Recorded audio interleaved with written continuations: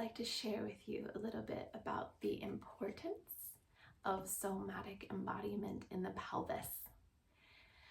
So this is actually an animal pelvis. I don't have a human pelvis.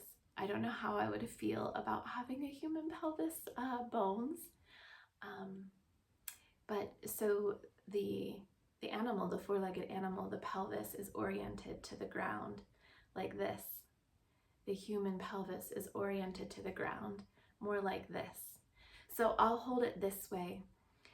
And when I look at it, it has these hip crests here. Our hip crests come up like this and like this.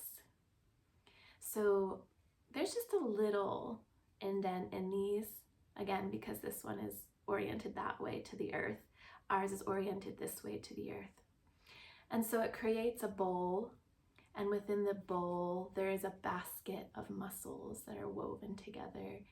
And within that bowl, nestled in that basket, are a collection of beautiful organs and tissue.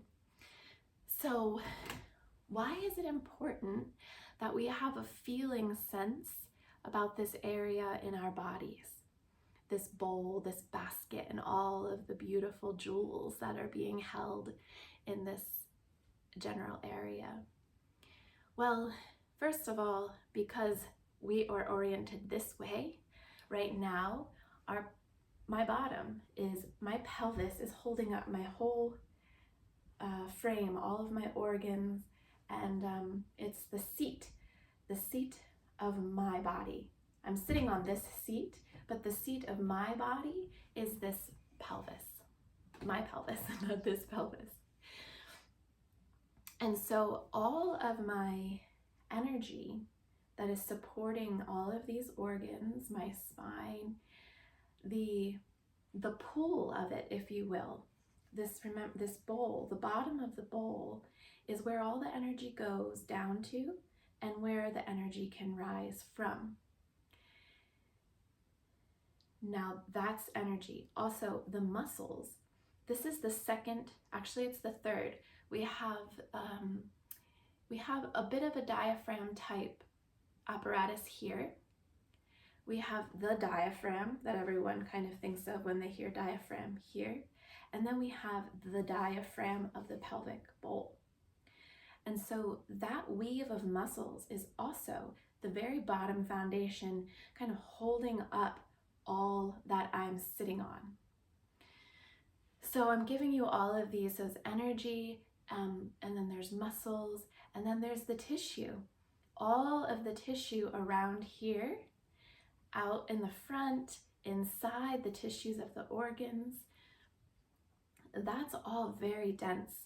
I call it the feminine wilderness, and I think of it as like the underbrush and the thicket that the gentle little white-tailed deer maneuver through.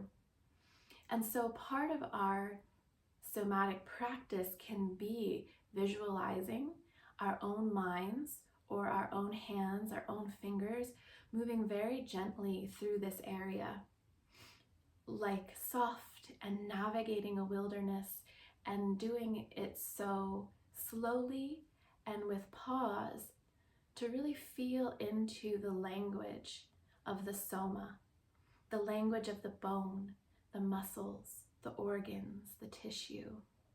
And why? Well, like I said, this thing is the foundation that holds me up when I'm sitting, when I'm standing as well.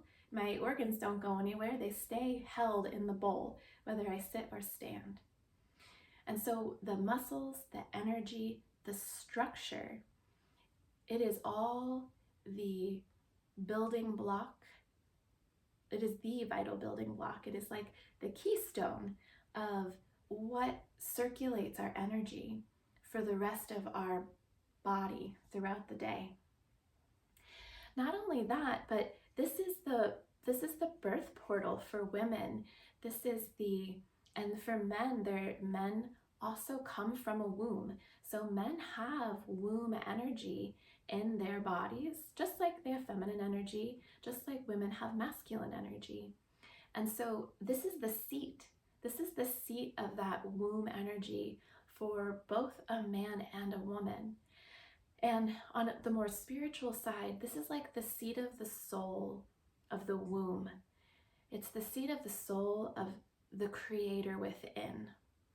So those are some reasons why it's so important to get in touch with the nonlinear, non-linguistic language, the soma language, the felt sense, not just in our imagination, but actually the feeling sense in all of these different dynamics in, around, and inside the pelvic region.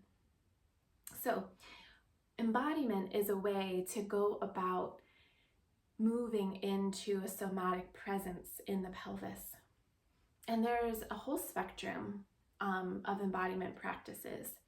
And you could, first is visualizing, using your own mind to kind of go within and just start creating pictures of what you sense it's like below your belly button.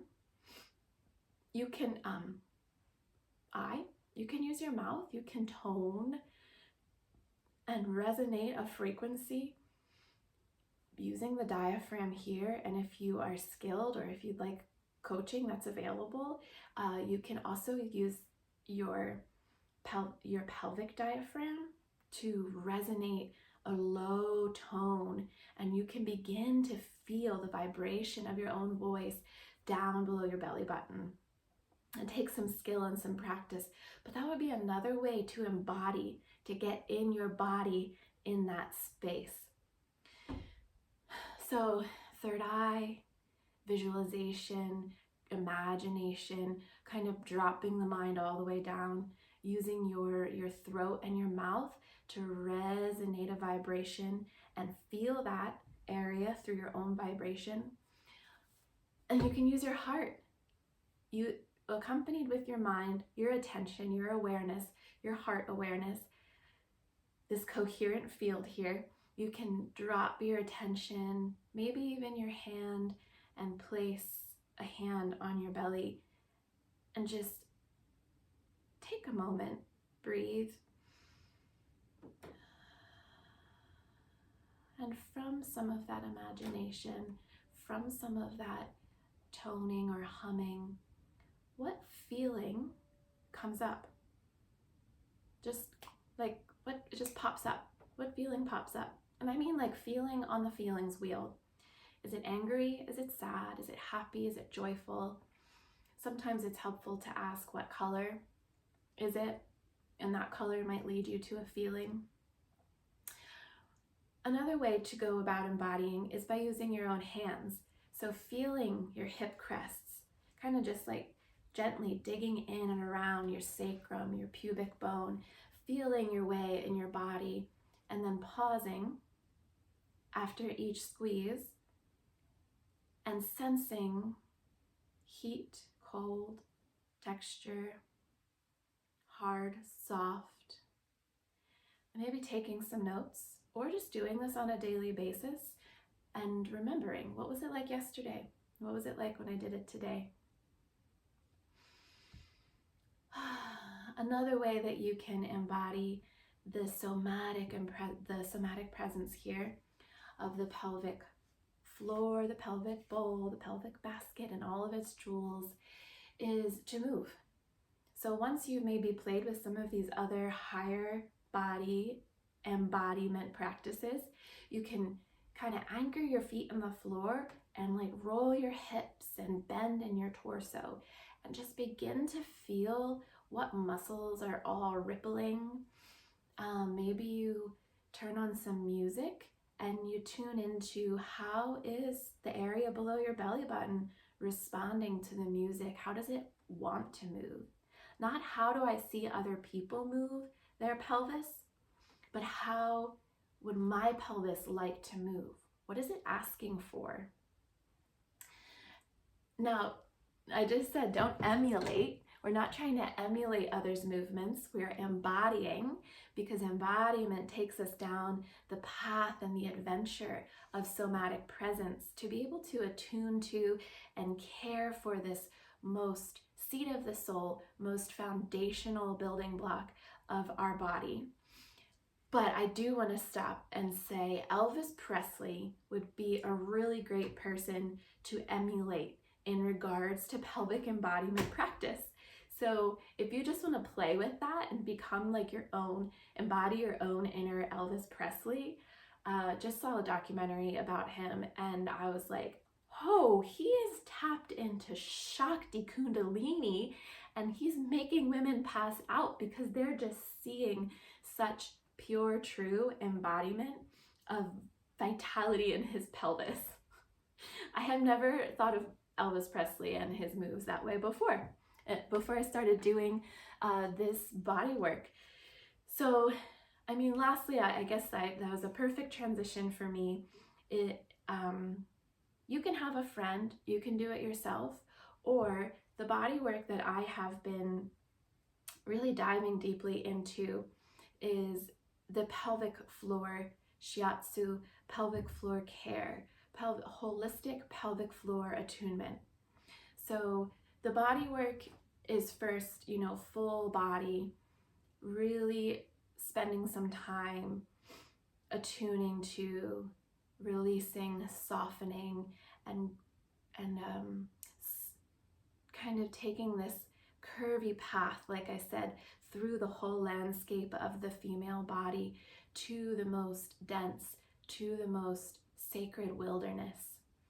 And it's here that we have an opportunity to embody through others' touch in a most relaxed, most surrendered, most calm nervous system state, so that all of these energy centers are bringing their full attention to the most foundational and possibly most sacred center of the body. And so this is a whole ceremonial practice. When I say ceremonial, there's multiple phases and steps and multiple ways of honoring the whole process. It also could just be a very simple session where we take a moment to calm and regulate the nervous system, because this is not a gynecology appointment. We are not using metal. We are not re-traumatizing the sacred portal of the pelvic floor. We're doing it in a way that leaves the female body in the center, in control and in complete surrender to herself. And myself as the practitioner is just there almost as an empty, hollow channel to be attuning to both the woman's desire for how deeply she wants to embody and guiding a process of embodiment and in guiding a practice of somatic presence that is not available really anywhere else in our society. You can do it for yourself, and then there's also something to being cared for by a practitioner. You can have your romantic partner do it, but there's also usually stuff in the field between a woman and her romantic partner. And so having a completely neutral practitioner be present, working with the whole body or working with a smaller part of the body, and then coming in and using non-tools, not using metal, not coming at this from a medical model, but coming at it from a thoughtful, careful, slow, organic process. We are exploring that wilderness. We are honoring the whole landscape, and we are giving a woman an opportunity to feel for herself, what is this pelvic basket? What is this pelvic bowl? What is inside of here? And how can I be in such a surrendered state that I'm able to feel sensations I didn't feel before, I didn't know before, or maybe I knew them because my doctor told me, but I I didn't ever feel them for myself. Now I feel it for myself. Now I know when I move my hip that way and I feel that pinch, or when I'm in bed with my partner and I feel that sensation.